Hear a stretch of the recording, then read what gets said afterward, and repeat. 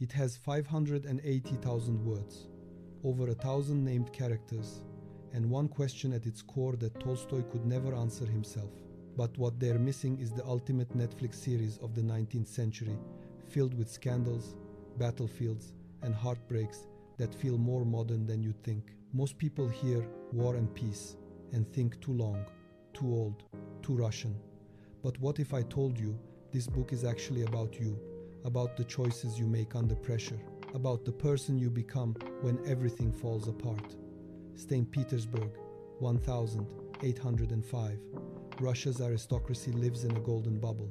Lavish parties, gossip, politics, and somewhere in that glittering world, 3 young people are about to have their lives destroyed. Then Napoleon moves east, and the bubble shatters. Then Napoleon moves east, and the bubble shatters. A frozen aerial view of the Borodino plain. Thousands of human silhouettes, motionless. Have you ever asked yourself this in your life? Who do I want to be? A hero, a lover, or just a survivor?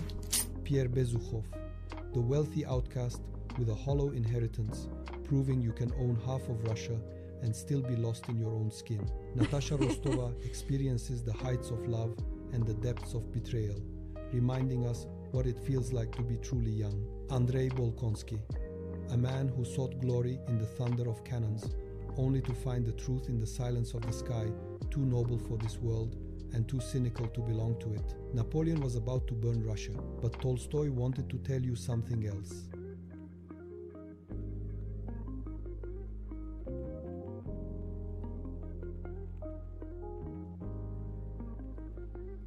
Anna Pavlovna's salon stay.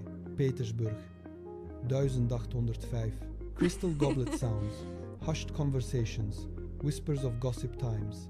Image, Petersburg's magnificent palace rooms, golden chandeliers, silk dresses. Everything seems perfect. While Europe's eyes were fixed on the war, Russian nobles were dancing in ballrooms. Pierre Bezukhov is standing at the entrance. Big, clumsy, wearing glasses. Someone who doesn't belong in this bright world around him. Pierre, why do these people seem so happy? War is coming. Don't they know? With irony, they knew. They didn't care. Because that war was the war of the underlings. Andrei Bolkonsky is saying goodbye to his wife, Lise. There is not enthusiasm in his eyes, but a desire to escape. Andrei, this life suffocates me, Pierre. In war, at least there is something real. Andrei was looking for meaning in war. Pierre is a lost meaning in the hall. Souls on the firing line. Image, the Austerlitz plain in smoke. Thousands of soldiers, no color. Austerlitz battlefield. Only gray and blood red. Tolstoy never romanticized war. He wrote war as he saw it. Chaos, meaninglessness, and how simple death is. Andrei is running, taking the flag.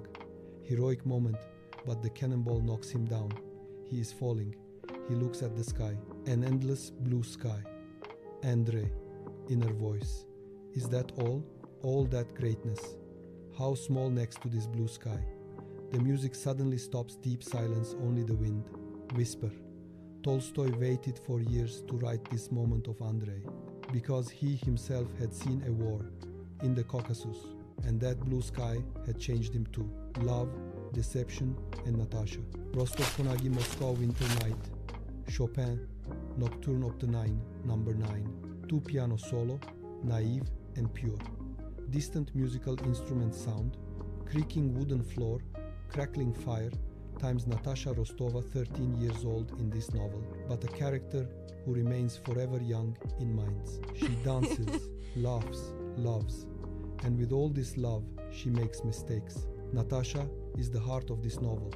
Pierre is the mind. Andrei is the conscience. Natasha secretly meets with Anatol Kuragin, a naive girl, a dangerous man. Natasha, maybe it makes everyone feel like this, as if they're going to fly. He's greater than, sad. But instead of flying, he fell, and his fall truly made him human. Nocturne slowly shifts to minor, a mournful turn times Pierre will get him out of this pit. Andrei, on the other hand, will be slow to forgive. Tolstoy shows us this. Forgiving is harder than loving. September 1812. Napoleon conquered Moscow, a moment of peak hubris. But as Tolstoy suggests, Moscow's true triumph was giving him a fiery farewell instead of a warm welcome. Moscow in Flames 1812. Sounds of flames, collapsing buildings, sound of crowds fleeing. Tchaikovsky 1812. Overture cannon fire section, full power times image. Moscow is burning. The people are setting fire to their own homes so that it doesn't fall into Napoleon's hands. Strong, determined, Napoleon entered Moscow. But the city was empty. An army can surrender without a fight, but a people, never. Pierre decides to kill Napoleon. A foolish decision, but a decision taken sincerely. Pierre, if I don't do this, who will do it? Will God see this? With slight humor, Pierre was caught. Of course, but captivity transformed him in a way that a nobleman could never understand. Overture fades. Russian folk song motif enters times. Image, wounded soldiers. But among them, a smiling old peasant. Platon Karatayev. Platon, don't cry, my son. Life is like a river. Sometimes it overflows. Sometimes it dries up. But it flows. Deep. Tolstoy's greatest lesson is hidden here. The wisest person is the one who speaks the least. After Borodino, A Distant Road Autumn, Satie, Gymnopédie No. 1. Slow, exhausted, peaceful, dry leaf sound, distant bird chirping, heavy footsteps times. The war is ending, Napoleon is retreating, Russia's cold and hunger are winning, but the cost of winning is heavy. Andrei is dying. He has made peace, forgiven, loved. Over. Andrei last breath. Natasha, I understand now. I had nothing to fight for. Only. There was to be loved. Music stops, 3 seconds of complete silence. With a broken voice, Tolstoy wrote this novel in 6 years, 580,000 words. But what he actually wrote was this. Strong. Life is too short to be understood before death, but long enough to understand. Pierre and Natasha. Finally, two lost souls found each other. Pierre, who would I be, Natasha, if it weren't for you? Still someone lost in that darkness. And Natasha, and I wouldn't have grown without you, even with pain. Last word.